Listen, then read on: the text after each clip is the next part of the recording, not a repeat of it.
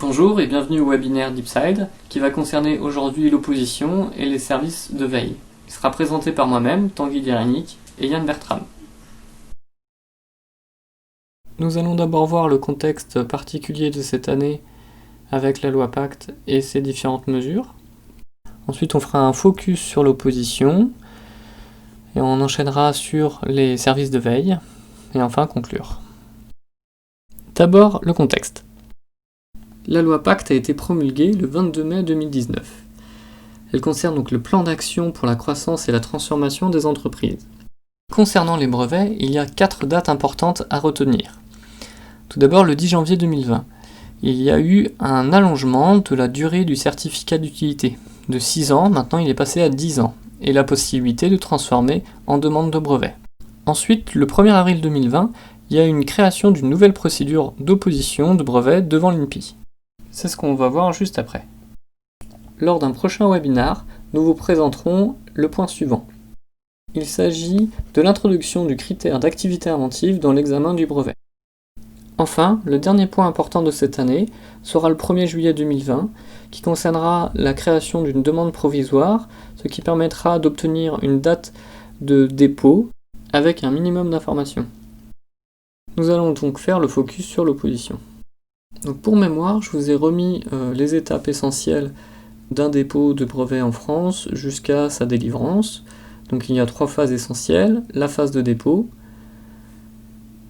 la phase d'examen et la phase de délivrance. Lors de la phase d'examen, il y a donc le rapport de recherche préliminaire qui mentionne ou pas l'obligation d'une réponse. Il y a également la publication qui intervient à 18 mois. Ensuite, après un certain temps, qui n'est pas mentionné, parce que ça varie d'un cas à l'autre, on nous demande de payer une taxe de délivrance et on obtient la délivrance. Juste après, c'est la nouveauté. Donc c'est la phase d'opposition qui est décomposée en 3 phases. Une phase de recevabilité, une phase d'instruction et une phase de décision. La formation de l'opposition est possible dans un délai de 9 mois à compter de la date de délivrance. L'intérêt de cette procédure est d'avoir la possibilité de révoquer de manière totale ou partielle un brevet devant l'INPI. La procédure d'opposition s'adresse à toute personne, à l'exception du titulaire du brevet, et il n'y a pas besoin de justifier d'un intérêt à agir. Il existe plusieurs motifs d'opposition, comme la brevetabilité, qui concerne l'absence de nouveauté ou d'activité inventive, et plus rare d'application industrielle. Il existe également un autre motif qui est l'extension de l'objet du brevet qui s'étend au-delà du contenu de la demande telle que déposée. C'est-à-dire que lors de la procédure, il y a eu des modifications qui étendent la portée par rapport à l'objet qui a été déposé au départ. Un autre critère étant l'exception ou l'exclusion à la brevetabilité. Et enfin, il existe aussi le motif de l'insuffisance de description. C'est-à-dire, lors du dépôt, il doit être mention d'un minimum d'informations pour qu'un homme du métier puisse exécuter et reproduire l'invention. Si tel n'est pas le cas, du coup, il y a ce qu'on appelle l'insuffisance de description. Tous ces motifs doivent être donc étayés dans un mémoire d'opposition qui sera ensuite transmis à l'INPI, et la procédure suivra son cours jusqu'à la décision. Si les parties ne sont pas d'accord, la décision est susceptible de recours devant la Cour d'appel de Paris. On voulait également attirer votre attention sur les cas particuliers. Il s'agit des brevets qui ont été délivrés à compter du 1er avril 2020 et des demandes de brevets qui ont été déposées avant le 22 mai 2020. Ces cas sont particuliers parce qu'il y aura la possibilité de faire une opposition sur le critère d'activité inventive, alors que, lors de la phase d'examen devant l'INPI, il n'y aura que la nouveauté qui peut être un critère pour rejeter une demande de brevet. Ce schéma montre qu'avant le 1er avril 2020, il n'est pas possible d'utiliser la procédure d'opposition, qu'à compter du 1er avril 2020, il est possible d'utiliser la nouvelle procédure d'opposition, et qu'il y a des cas particuliers comme évoqué pendant une certaine période qui est difficile à définir puisque c'est les dépôts qui ont été faits avant le 22 mai 2020 mais qui seront délivrés dans une période, on va dire, entre 2 et 3 ans à compter de la date de dépôt. Donc cette période va durer un certain temps. Ce schéma montre également les brevets délivrés dont la date de dépôt est après le 22 mai 2020. Dans ces cas-là, l'examen de l'activité inventive aura eu lieu pendant la procédure à l'INPI, et il y aura quand même une opposition qui sera possible sur tous les motifs évoqués précédemment. Voilà pour ma partie, je vais laisser la parole à Yann Bertram qui va vous présenter les services de veille. Merci Tanguy pour la présentation de cette première partie. Donc j'ai déjà été présenté, je m'appelle Yann Bertram et je suis ingénieur brevet sur l'antenne de Paris. Et dans cette seconde partie, je vais vous présenter notre service de veille avec deux prestations principales. Alors la première question que vous vous posez peut-être, c'est pourquoi mener une veille concurrentielle? Autrement dit, pourquoi surveiller vos concurrents? Donc je pense que vous avez tous des concurrents plus ou moins directs dans votre domaine d'activité. Et si vous vous intéressez à l'API, vous voulez probablement réagir face au comportement de vos concurrents, que ce soit par une stratégie offensive ou une stratégie de pays défensive. Donc pour cela, il vous faut donc identifier vos concurrents dans un premier temps et identifier leur comportement que l'on peut de manière simplifiée classer dans deux catégories. Donc dans une première catégorie, on peut classer les contrefacteurs potentiels qui seraient des concurrents qui enfreignent votre monopole. Par exemple en produisant ou en mettant sur le marché un produit pour lequel vous auriez acquis des droits de propriété intellectuelle, notamment des brevets. Et ensuite, d'autre part, dans une seconde catégorie, on peut classer des concurrents qui font obstacle à votre activité en étendant leur monopole, c'est-à-dire notamment en déposant des brevets dans vos domaines d'activité. De cette manière, du coup, votre liberté d'exploitation future peut se retrouver réduite sur les domaines qui sont déjà occupés, entre guillemets, par vos concurrents. Bien évidemment, il n'est pas rare qu'un concurrent joue dans ces deux catégories-là, surtout si votre domaine d'activité est assez large. Et donc, bon, il s'agit d'étudier au cas par cas l'ensemble de vos concurrents et de voir dans quelle catégorie ils pourraient se classer. Quelle peut être votre réaction face à ces deux types de concurrents? Tout d'abord, face aux contrefacteurs potentiels, vous avez accès à un arsenal de mesures contentieuses, comme de manière assez classique la saisie contrefaçon. Mais bon, ces procédures sont relativement lourdes et vous avez également accès à des mesures précontentieuses, à commencer par une mise en demeure qui est destinée aux contrefacteurs présumés et qui peut déboucher sur une médiation et un accord à l'amiable par la suite. Pour toutes les mesures précontentieuses, les avocats DeepSide avocats peuvent vous assister, et notamment en ce qui concerne la médiation, on a plusieurs avocats qui sont formés à cette pratique. Voilà. En ce qui concerne donc les obstacles à votre activité, donc dans la seconde catégorie, il est tout d'abord intéressant d'empêcher la constitution de droits de vos concurrents, en particulier d'empêcher la délivrance de brevets dans votre domaine d'activité. Contre ce type de concurrent, la nouvelle procédure d'opposition, c'est un moyen très puissant et qui permet de s'opposer à la délivrance de brevets de concurrents et bien meilleur marché que la formation d'une action nullité qui est bien évidemment toujours possible une fois le délai d'opposition écoulé.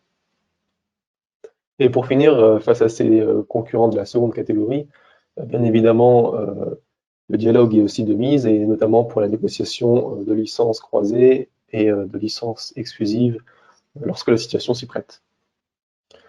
Donc maintenant que nous en savons un peu plus sur les deux différents types de concurrents et d'actions que vous pouvez initier, je vais vous présenter les deux prestations du service de veille concurrentiel DeepSide qui correspondent à ces deux types de concurrents. Donc le premier service de veille, c'est la recherche de contrefacteurs potentiels. Donc il s'adresse en priorité aux titulaires de brevets, puisqu'il vous faut un brevet en vigueur ou du moins une demande en attente de délivrance pour pouvoir agir contre un contrefacteur présumé. Ce service est axé autour de la recherche et l'identification de brevets citants, c'est-à-dire de brevets dans lesquels votre brevet ou demande de brevet aurait été cité comme un état de l'art plus ou moins pertinent. Et donc ces brevets citants sont potentiellement des documents qui reproduisent l'invention protégée par votre demande de brevet ou brevet. Le second service est la surveillance des publications concurrentes. C'est un service qui s'adresse à tout le monde, donc c'est-à-dire que vous soyez titulaire de brevet ou non. Donc ce service est quant à lui axé autour de la recherche et de l'identification de publications de brevets, de demandes de brevets concurrentes dans votre domaine technique. Et cette recherche est effectuée sur la base d'une stratégie de recherche préétablie. Donc, nous proposons de manière systématique d'effectuer une recherche sur les mots-clés du domaine technique, ainsi que les classes de classification coopérative des brevets qui correspondent à votre domaine. Après, nous pouvons toujours établir une stratégie de recherche personnalisée en fonction de vos besoins, si vous avez d'autres souhaits. Encore une fois, ces deux services peuvent être complémentaires et les résultats de ces deux prestations doivent ensuite mener à une discussion avec nos clients concernant la meilleure manière de réagir face aux concurrents et face à la situation identifiée. Et pour revenir rapidement sur la formation d'opposition, donc que ce soit pour l'une ou l'autre de ces prestations, la surveillance des demandes de brevets publiées mais non encore délivrées est particulièrement importante, puisque ainsi on peut former une opposition dès la délivrance de brevets. Ces deux types de veilles sont réalisés de manière périodique, donc généralement tous les 3 ou 6 mois, et débouchent sur la transmission d'un rapport qui synthétise la veille, et ce rapport est donc accompagné de la liste des documents détectés, s'il y en a, accompagné des abstracts pour vous permettre de consulter les documents cités. Donc en fonction de la teneur du rapport et de la pertinence des documents détectés, il vous est ensuite possible de rentrer dans une deuxième phase de veille dans laquelle nous analyserons les documents qui vous semblent pertinents, et suite à quoi nous discuterons de nos préconisations et nous vous conseillerons sur la stratégie à suivre. Donc encore une fois, ces deux prestations sont d'un moyen d'initier votre veille en matière de brevets, et nos services peuvent bien évidemment être adaptés à vos besoins afin d'effectuer une veille plus détaillée.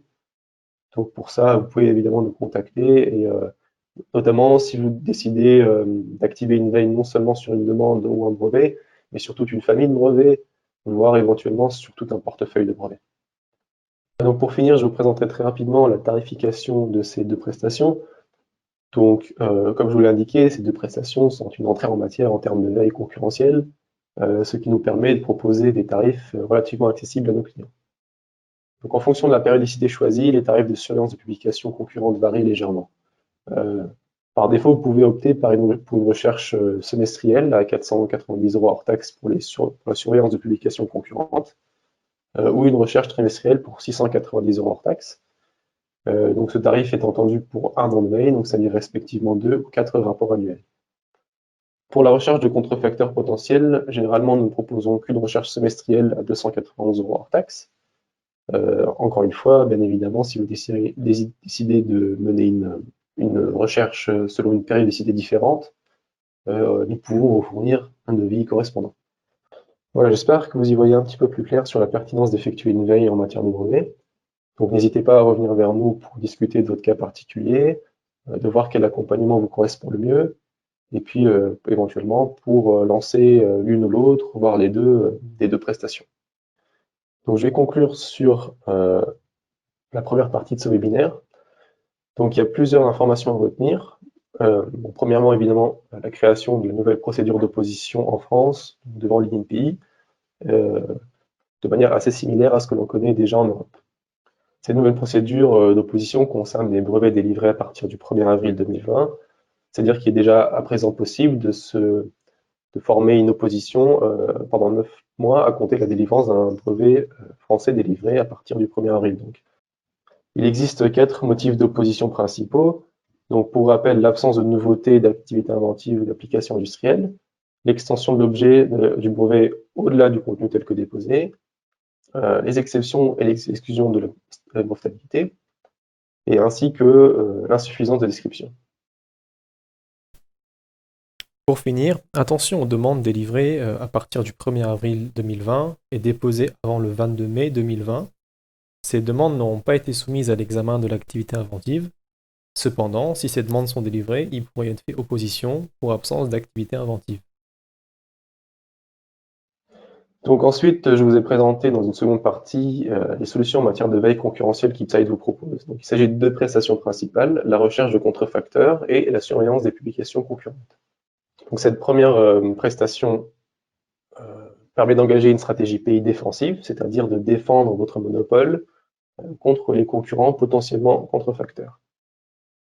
La seconde prestation permet d'engager une stratégie pays offensive dans le but de restreindre les monopoles concurrents et de préserver votre liberté d'exploitation future.